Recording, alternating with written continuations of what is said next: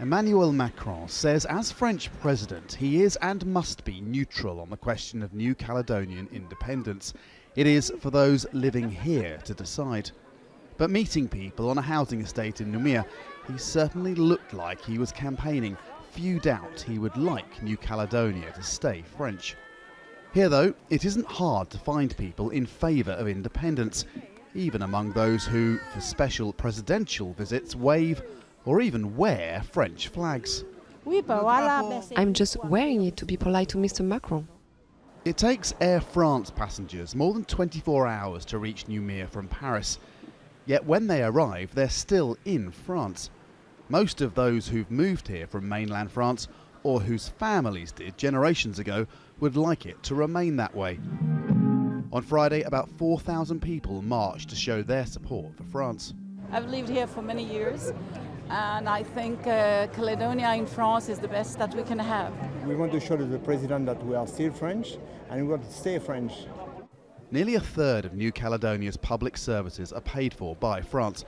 Vive la France! French government grants account for about 15% of total GDP. Those supporting independence point to New Caledonia's nickel exports. But the price of nickel is unpredictable.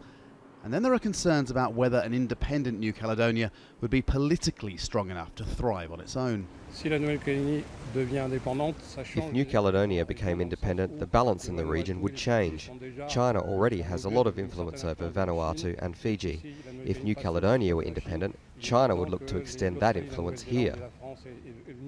Those supporting independence, though, say there is a principle at stake. When France colonised New Caledonia, it didn't ask permission. We want independence because when the French arrived, our country was independent. In 1853, when the French declared us a colony, they didn't ask us. A referendum in 1987 was seen as illegitimate by many because recent arrivals from France were allowed to vote. Those supporting independence boycotted it. Violence followed, in which dozens were killed.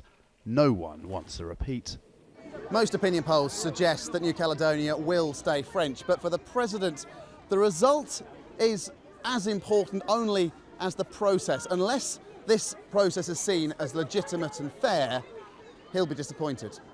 President Macron is unlikely to make another trip to New Caledonia before November's referendum. This visit is to set the tone.